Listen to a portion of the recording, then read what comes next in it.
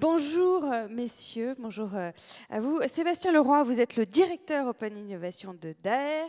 En quelques mots, Daher est un grand groupe dans l'aéronautique qui existe depuis 160 ans avec un actionnariat familial, il faut le souligner. Et vous avez 3 métiers, avionneur, fabricant de pièces d'avion et logisticien industriel. Et à vos côtés, Loïs de la Souder qui a fondé Good Ideas en 2016. Le principe, c'est en gros de fabriquer un certificat d'authenticité pour des produits durables, par exemple une montre, un bijou ou un objet précieux. Ça permet de savoir quand est-ce qu'il a été réparé, si justement dans le temps il est bien entretenu. Et on va voir comment ça s'applique justement dans l'aéronautique. Et puis Philippe Chevalier de chez Kipsum, directeur général et cofondateur. Vous utilisez, vous, l'IA pour la maîtrise de la consommation énergétique des bâtiments. Sébastien Leroy, d'abord, comment le groupe Daher, dont vous faites partie, a pris en main l'enjeu du développement durable ? D'une manière un peu classique sur un groupe comme le nôtre. Une approche à double flux, une approche un petit peu, on va dire, top-down. Donc en 2017, on fait une analyse, on regarde notamment par la fenêtre un petit peu réglementaire, en fait, ce qui peut nous tomber sur la figure. Et puis on commence à imaginer ce que ça veut dire sur nos 3 métiers. Donc on a bien évidemment été accompagné par des cabinets, on sort une première mouture de RSE. Et on a très rapidement aussi mis en place des ambassadeurs, puisqu'on est présent dans 13 pays, on a beaucoup de présence en région, ici, mais ailleurs. Et très vite, on croit beaucoup à l'approche un peu globale, quoi, hein. Think globally, act locally, pour que tout de suite, en fait, les opérateurs puissent aussi avoir des bonnes idées directement sur leur lieu d'usine ou d'entrepôt, et puis qu'on commence à faire remonter tout ça par cette fameuse double flux, pour essayer de se forger, en fait, quelque part un plan stratégique. Et puis là, on rentre dans le vif du sujet, c'est-à-dire on rentre sur notre métier d'avionneur, sur des gestions, on va dire, du futur de l'avion avec les partenariats nationaux, notamment la DGAC et le CORAC, hein, pour lequel on fonctionne avec d'autres partenaires. Sur la logistique également, hein, beaucoup d'enjeux sur la logistique du futur, éco-responsable mais pas que. Et puis bien évidemment sur l'ensemble des services qu'on peut proposer sur le côté équipement pour l'aéronautique qui est notre gros secteur. Vous êtes directeur d'Open Innovation, je l'ai dit tout à l'heure. Dans votre fonction figure donc le mot open, ce qui veut dire que vous tournez vers les autres. C'est votre façon de travailler chez Daher, d'être collaboratif, d'avoir des partenariats. Alors on se tourne vers les autres, notamment pour leur dire que c'est la dernière séance, hein, qu'on a les clés du bar, donc soyez encore attentifs, mais ça c'est bientôt terminé. Oui, si on prend l'ADN du groupe, 160 ans, on peut s'imaginer qu'il y a eu un paquet de crises quand même à traverser pendant 160 ans. Donc si vous n'êtes pas à la fois innovant, mais j'ai bien aimé tout à l'heure de dire innovation to business, innovation to transformation en fait. C'est-à-dire innover pour innover, ok, c'est chouette, mais si on ne commence pas à faire un petit peu le pas de côté pour se transformer, accélérer la transformation, digeste, parce qu'on a des métiers qui sont en place, ça ne marche pas. Et donc pour innover, il faut être clair, hein, il y a plus de cerveau à l'extérieur que dans une entreprise. Et puis il y a un formidable outil qui est prendre plaisir avec d'autres acteurs. On disait une entreprise désirable. Moi, je travaille tous les jours en prenant plaisir. Voilà, je travaille tous les jours avec des gens qui ont envie de faire bouger les choses, donc forcément, il faut collaborer, il ne faut pas hésiter à s'ouvrir à l'extérieur. Et ça, là-dessus, on a effectivement dans l'ADN choisi très vite de dire il faut innover pour transformer et aider nos métiers. On a des opérateurs au bout, on a des gens qui gèrent des portefeuilles de projets avec des clients exigeants, et ils ont raison, mais il va falloir le faire avec tout le monde, et quand on dit tout le monde, c'est clients, fournisseurs, techno-providers. Voilà. Vous travaillez notamment avec Loïs de la Souder et Philippe Chevalier. Philippe Chevalier, d'abord, je le disais, votre start-up permet de réduire sa facture d'électricité. Mais comment, concrètement, vous utilisez l'IA? Comment le numérique permet cela?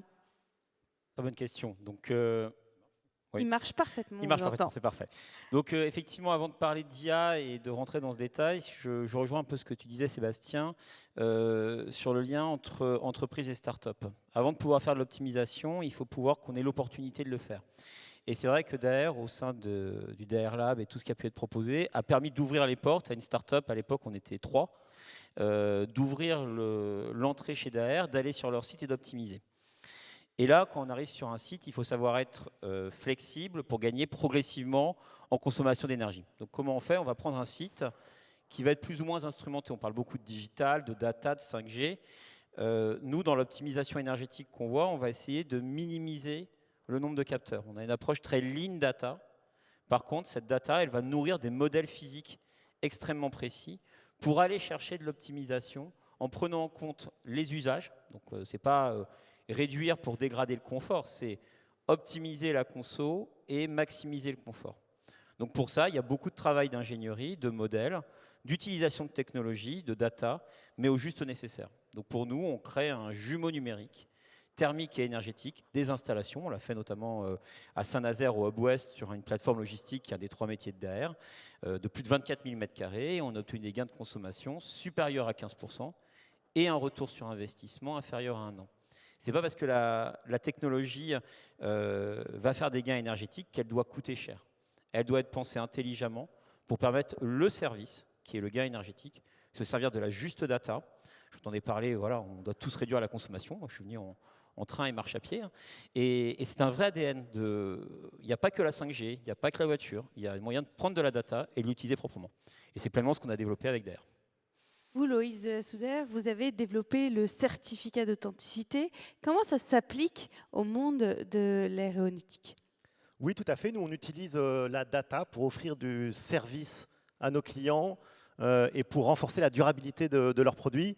Alors, effectivement, Goods ID, qu'est-ce qu'on fait? On dématérialise le certificat d'authenticité, le certificat de maintenance, le certificat de garantie.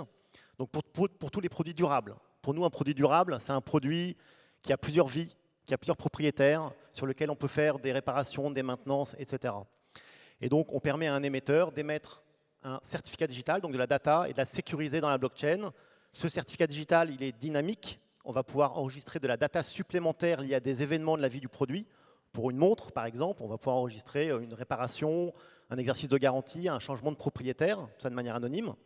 Et puis, on va pouvoir mettre des services dans le certificat digital, liés à la garantie, à l'assurance, etc. Et DAER est venu nous voir, c'est intéressant parce que c'était un peu surprenant, en voyant ce qu'on faisait pour les montres ou les diamants, et en disant, mais votre certificat digital est vraiment intéressant pour nous.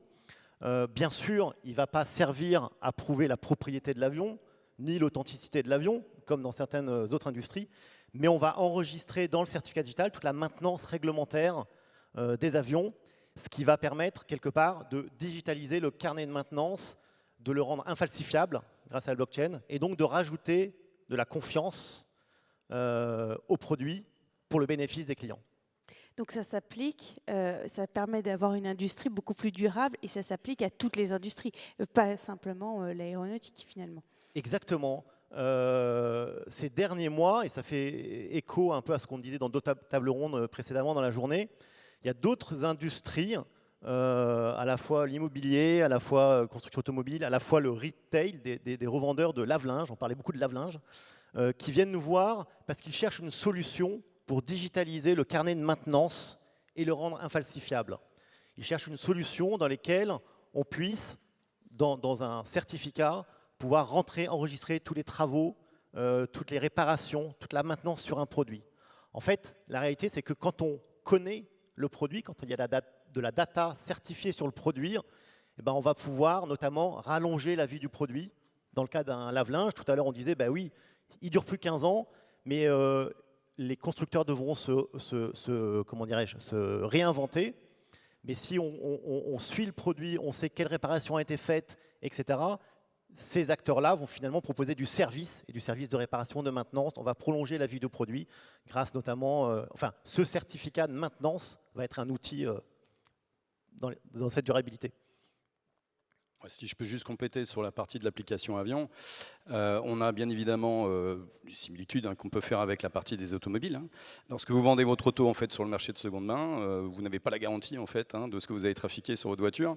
Là, l'idée, c'est bien d'assurer le fait qu'on puisse, par des informations devenues inviolables par la blockchain, garantir chez qui vous avez fait la maintenance, si ces opérations de maintenance sont faites dans des stations que vous avez homologuées, et à partir de là, peut-être d'avoir une valeur résiduelle en fait, de votre produit qui soit beaucoup plus forte. En fait. Et donc, du coup, vous garantissez dans un marché de seconde main, quelque part, une forme de garantie au fur et à mesure de l'évolution de votre produit. Et c'est là que je rebondis sur ce qui a été dit tout à l'heure, c'est un produit et un service.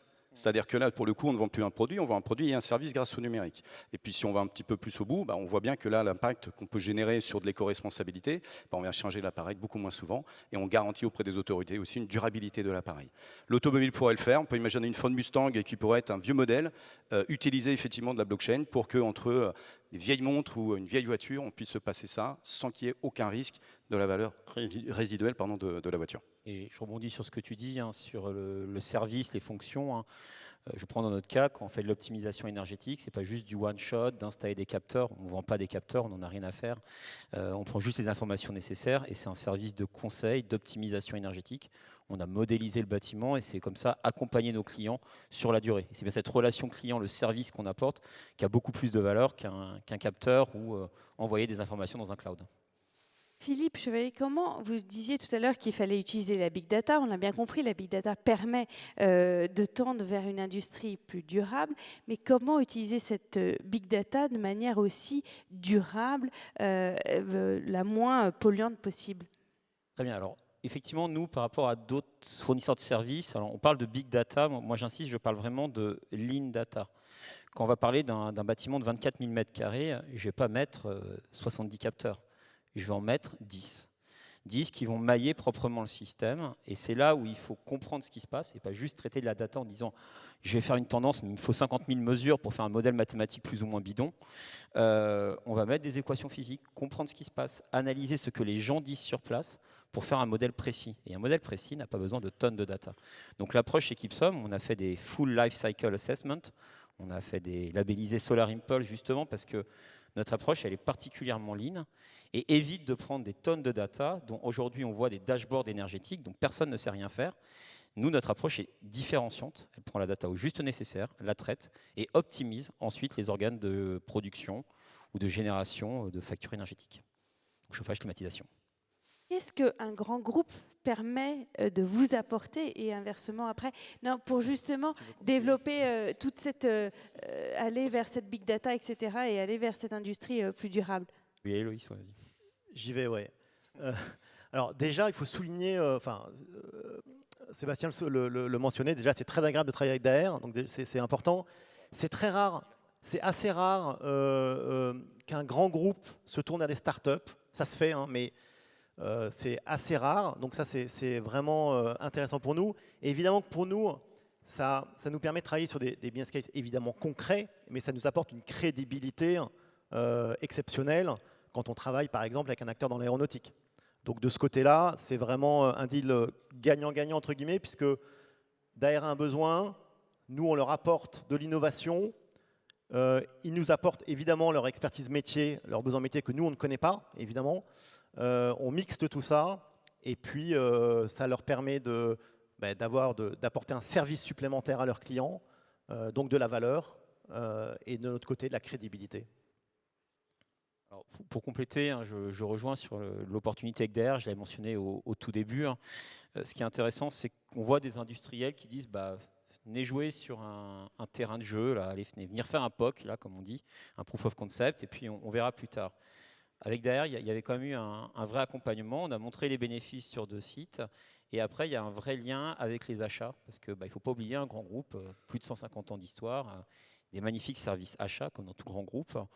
Et vous allez vous mettre mis en concurrence, on ne va plus savoir ce qu'on va faire. Non, quand il y a un essai, et c'est ce qu'apporte Daher, c'est pas juste d'ouvrir un terrain de jeu, ce qui est comme déjà fondamental, je le précise par ailleurs, c'est d'offrir une continuité, une prospection. Il y a beaucoup de sites à travers le monde, une centaine de sites dans 35 pays, c'est ça? Je ne sais plus exactement. 13, bon, presque. Je suis allé un peu loin. Et ça ouvre des portes qui sont extrêmement dures à ouvrir pour une start-up. Et il y a vraiment cette bienveillance et qui est, je pense, fondamentale aujourd'hui dans une approche industrielle, numérique et qui doit être environnementale. Donc ça, c'est vrai que c'est un vrai bénéfice dans la collaboration. Je vais répondre parce que là, merci messieurs. Non, mais il faut être clair que ça fait bouger les lignes. Tout à l'heure, on a eu des témoignages. Si on n'est pas là pour commencer à gêner en fait de l'intérieur un groupe comme le nôtre, aussi bienveillant soit-il, ça ne marche pas. C'est-à-dire qu'au début de l'histoire, il faut mettre les gens en face, les gens de la propriété intellectuelle, les gens des achats, etc. Et se dire, si on joue gagnant, si ça marche, on ne va pas se retrouver dans une situation où on va bloquer nos amis start-up pour dire, ah ben non, là je veux l'exclusivité, là ça ne marche pas, je veux être propriétaire de. Donc ça grince aussi un peu. Ça grince, mais on passe l'oreille. Un groupe comme le nôtre, il n'est pas là pour développer des algorithmes. Il est pas là. Les sujets sont tellement nombreux dans la partie éco-responsabilité qu'on vient de vivre là toute la journée, qu'au contraire, moi je milite pour qu'on ouvre encore plus nos entreprises, mais qu'on les ouvre vraiment, quoi. C'est-à-dire qu'on offre la place assise, on offre le logis, le couvert, et qu'on bosse ensemble, quoi. Et à partir de là, si on joue gagnant, il y aura de la place pour du business pour tout le monde. Parce qu'on est plutôt sur du side business que du core business. Voilà. Après, on s'est arrêté très vite aussi avec certaines startups. Parce que soit ils ne supportaient pas, il faut être clair, soit bon, on avait un petit peu mal à comprendre le schéma, on n'était pas assez mûr. Et après, je tiens à dire aussi qu'on ne fait pas ça tout seul, on fait ça aussi avec les gens qui sont responsables de nos entrepôts, de nos usines, qui ont besoin d'avoir des choses très concrètes, très réelles, qui nous amènent sur l'excellence opérationnelle. Et nous, on essaie de pousser un tout petit peu plus loin pour imaginer le business de demain. Voilà. Le digital est partout. Du coup, Sébastien Leroy, on le voit bien. Concrètement, quand ça va aussi bien sur les puces avec le certificat donc de l'OIS, pour les bâtiments, mais l'industrie a beaucoup de chaînes de production. Comment justement le digital aussi intervient sur d'autres chaînes, d'autres maillons de votre industrie ? Oui, alors ça c'est une vraie question, c'est ce qu'on développe parfois sur une entreprise, enfin sur une usine, dans une région, dans un entrepôt. Moi je crois que ce côté standardisation, on n'y est pas complètement encore. Voilà. On y travaille, donc on y travaille aussi avec la filière au niveau national, hein, les fameux projets, on va dire, de DDMS pour ceux qui connaissent, mais enfin bref, qui est de se dire on aura un outil type jumeau numérique sur lequel on se passera la totalité de l'information entre clients, fournisseurs, et on enverra le jumeau numérique des pièces. Oui, on y travaille, on va y arriver, ça c'est certain. Par contre, il est certain qu'aujourd'hui, il faut qu'on ait une approche aussi très pragmatique sur la partie de nos usines et nos entrepôts. Alors nous, on a créé un comité digital, c'est vrai que ça remonte, pour éviter qu'on répète 15 fois les mêmes sujets, avec des outils différents. Et après, le plus dur commence. Ce qui est très compliqué, c'est de passer à la suite, c'est-à-dire de réussir la transformation, l'industrialisation. Et là, on est confronté à un problème qui est purement chez nous. C'est la transformation également des organisations et managériales. Si vous comptez le numérique pour faire de l'excellence opérationnelle, ok, très bien, vous allez gagner quelques points. Si vous voulez aller plus loin, il faut réimaginer toute l'organisation, et en tous les cas celle de la partie des usines ou des entrepôts pour lesquels ça s'applique. Ça, c'est pas simple. Il y a un autre message aussi qui est important de faire passer, c'est l'innovation collaborative. Vous l'avez évoqué rapidement, Sébastien. Est-ce que vous avez envie de la transmettre encore plus dans la salle aujourd'hui ? Je pense que là, les gens ont eu des picouses entre les plus anciens et les plus jeunes. Non, mais c'est un formidable territoire. C'est un territoire d'expérimentation. Et moi, je suis convaincu, pas depuis tout petit, mais que voilà, c'est à plusieurs qu'on prend le maximum de plaisir et qu'on a réussi les plus belles choses. Nous, on avance plus loin avec les autres, quoi. Donc, par contre, je pense qu'on a vécu des très belles années. Des très très belles années entre les pôles de compétitivité, il y en a eu plusieurs ici à témoigner, entre un IRT. Ça fait plus de 10 ans maintenant que ça existe et que ça a été lancé. C'est quoi la prochaine étape? C'est-à-dire que là, on est face à des enjeux énormes. Mais alors, j'ai envie de dire, c'est génial. Ça va être une véritable aventure. On est globalement les élus pour essayer de répondre à tout ça. Il va peut-être falloir effectivement aussi qu'on invente en fait les mécanismes qui nous rassemblent pour pouvoir aller plus loin. Et le numérique, c'est pas que la partie data. Je rappelle qu'on utilise aussi beaucoup les réseaux sociaux pour convaincre un peu les jeunes et la Gen Z de venir ici travailler dans nos entreprises. Il va falloir aussi qu'on parle avec leur langage et qu'on arrive à créer une communauté qui soit beaucoup plus large que celle qui a déjà créé des choses type IRT ou autre. Donc encore aller plus loin. Merci beaucoup à tous les trois pour ces échanges. Merci aussi à tous